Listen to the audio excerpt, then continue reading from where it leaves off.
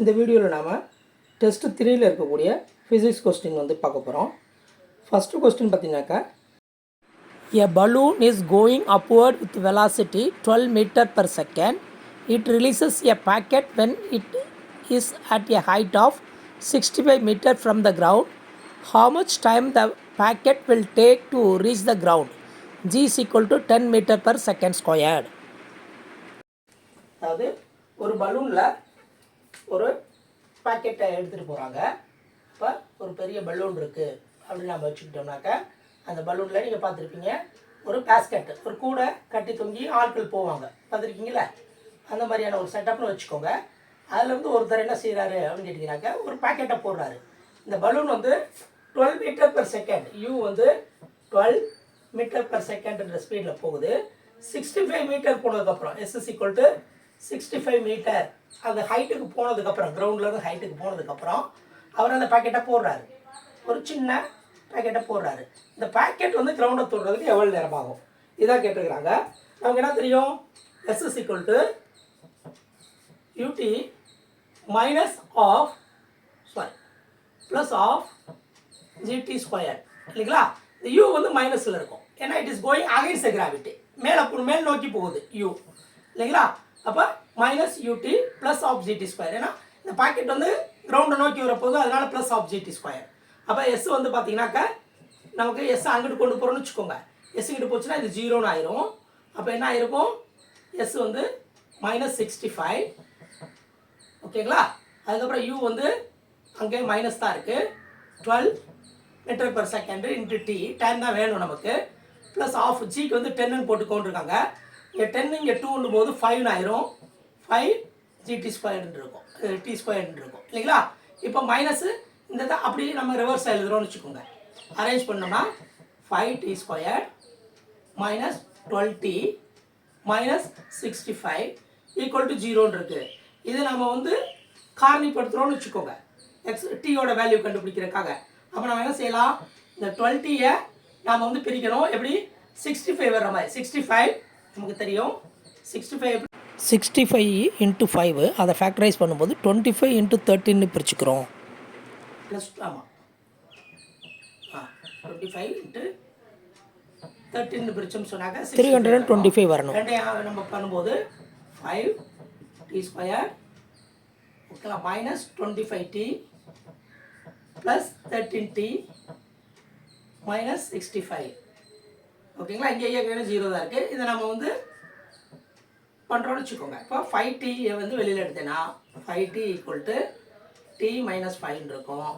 இங்கே மைனஸை நம்ம வெளியில் எடுத்தோம், ப்ளஸ்ஸை வெளியில் எடுக்கிறோன்னு வச்சுக்கோங்க. இங்கே ப்ளஸ்ஸை வெளியில் எடுத்தோம்னா 13 வெளியில் எடுத்தோம்னா t மைனஸ் 5 இருக்கும். அப்போ t ஈக்குவல் டு ஒரு ஃபேக்டர் வந்து t ஈக்குவல் டு ஃபேக்டரைசேஷன் பண்ணியிருக்கோம். t ஈக்குவல் டு இதை எடுத்தோன்னு வச்சுக்கோங்க, t minus 5, t minus 5 equal to 0ன்னு இருக்கும். இன்னொரு ஃபேக்டரில் பார்த்தீங்கன்னாக்கா 5t ப்ளஸ் 13 ஈக்குவல் டு 0ன்னு இருக்கும். இதில் வந்து t வந்து மைனஸில் வருது, அப்போ இது ஆன்சர் கிடையாது, அப்போ இதுதான் ஆன்சரு. அப்போ t equal to 5 seconds, t is equal to 5 செகண்ட்ஸ்ன்றது ஆன்சரு.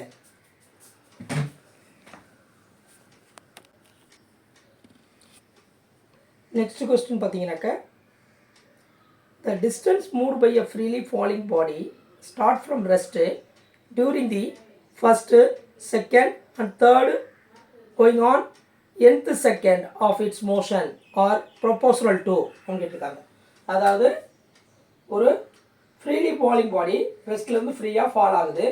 அப்படிப்பட்ட ஒரு பாடியிலேருந்து உங்களுக்கு first second, second second, third second, இப்போ ஒரு பாடி இருக்குது, ஒரு ஹைட்டில் இருக்குது, அது ஃப்ரீயாக ஃபால் ஆகுதுன்னு வச்சுக்கோங்க. ரெஸ்ட்லேருந்து ஃப்ரீயாக ஃபால் ஆகுது. அப்படி ஃபால் ஆகும்போது first second, second second, third second, fourth second, அப்புறம் nth செகண்ட் அப்படியே போயிட்டுருக்குன்னு வச்சுக்கோங்க. இந்த டிஸ்டன்ஸ் இருக்குது பாருங்கள், ஒரு செகண்டில், செகண்ட் செகண்டில், தேர்ட் செகண்டில் அப்படி மாதிரி போகும்போது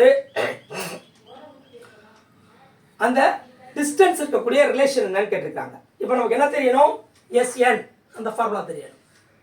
SN equal to U plus GN minus half, இதுதான் இதுக்கான ஃபார்முலா. இதில் நம்ம வந்து ஆக்சுவலி என்னுக்கு பதிலாக நம்ம 1 போடணும். U வந்து initial velocity 0, because it is freely falling body from rest அப்படின்னு சொல்லிட்டாங்க. அப்போ ரெஸ்ட்டில் ஜீரோன்னு சொல்லும்போது அப்போ எண்ணுக்கு பதிலாக வந்து 1 போடலாம், 2 போடலாம், 3 போடலாம், 4 போடலாம், அப்படி n வரைக்கும் போட்டோம்னு சொன்னாக்க நமக்கு என்ன வரும்? 1 போடுறோம்னு வச்சுக்கோங்க. 1 போட்டோம்னு சொன்னாக்கா 1 மைனஸ் இது ஆஃப் வந்து ஆஃப் ஆயிரும். ஆஃப் ஜி வந்து 10 வச்சா 5 மீட்டர் வரும். எனக்கு பதிலாக 2 போட்டோம்னா 10 மீட்டர் வரும். அப்புறம் பார்த்தீங்க அப்படி சொன்னீங்கன்னாக்கா 15 மீட்டர் வரும். அப்புறம் 25 மீட்டர் வரும். அப்படி பார்த்தீங்கன்னா 10 கூடிக்கிட்டே போகுது. இது என்ன ஃபேக்டரில் கூடுது அப்படின்னா கேட்டிருக்கிறாங்க. அந்த ஃபேக்டர் பார்த்தீங்கன்னாக்கா 2n-1. ஏன்னாக்க இப்போ நம்ம என்ன செய்யணும்னா இது ஜீரோன்னு வச்சுக்கணும். அப்போ ஜி வந்து ஜீரோவாக இருக்க முடியாது. அப்போ n=n-12 = 0 அப்படின்னு வச்சோம்னாக்க n=12 இருக்கும். இந்த 2 இங்கே வரும்போது 2n-1 = 0. இதுதான் இதுக்கான ஃபார்முலா. அப்போ 2n-1ன்ற ஃபேக்டரில் தான் அது இன்க்ரீஸ் ஆகி போய்கிட்டே இருக்கும்.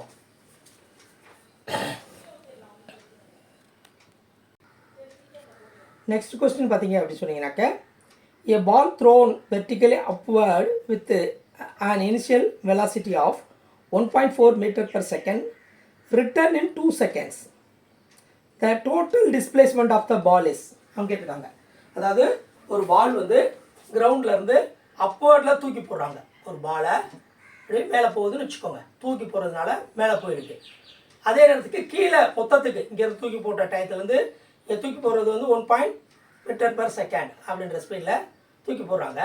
ரிட்டர்ன் வந்தது வந்து பார்த்தீங்கன்னு சொன்னாக்கா டோட்டலாக 2 செகண்ட்ஸ் எடுத்துருக்குன்னா வாட்ஸ் த டோட்டல் டிஸ்பிளேஸ்மெண்ட் கேட்டிருக்காங்க. இப்போ what's the meaning of displacement அப்படின்னாக்கா initial position to final position. Initial position இங்கே தான் இருந்தது, ஃபைனல் பொசிஷன் இங்கே தான் இருக்குது. அப்போ total displacement S is equal to 0. S is equal to 0. இந்த கொஸ்டின் பார்த்தீங்க அப்படின்னு சொன்னாக்க a stone is dropped from a certain height which can reach the ground in 5 seconds. It stopped momentarily after 3 seconds and then again released. The total time taken by the stone to reach the ground will be. ஒரு stone இருக்குது, அது வந்து பார்த்தீங்க அப்படின்னாக்கா ஒரு stone இருக்குது, அதை நம்ம கீழே போட்டோம், ஜஸ்ட்டு ட்ராப் பண்ணுறோம். இனிஷியல் வெலாசிட்டி 0, ஜஸ்ட்டு ட்ராப் பண்ணுறோம். அப்படி ட்ராப் பண்ணோன்னா கிரவுண்டை வந்து சேரக்கு 5 செகண்ட்ஸ் ஆகுது. 5 செகண்ட்ஸ் ஆகுது.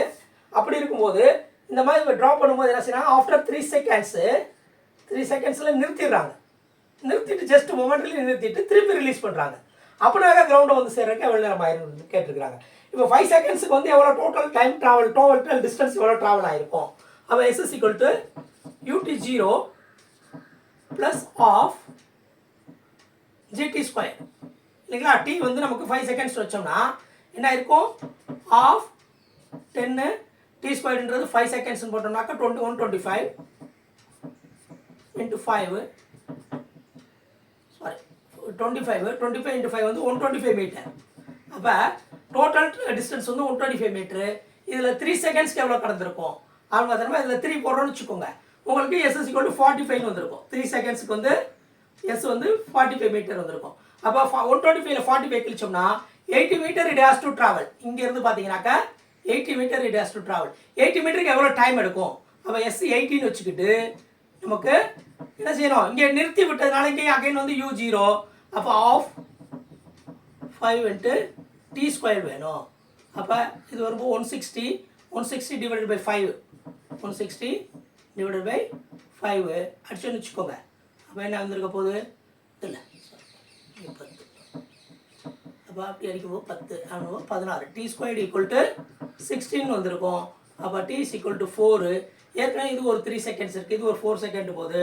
டோட்டல் டைம் வந்து ஈக்குவல் டு 3 + 4 = 7 செகண்டு.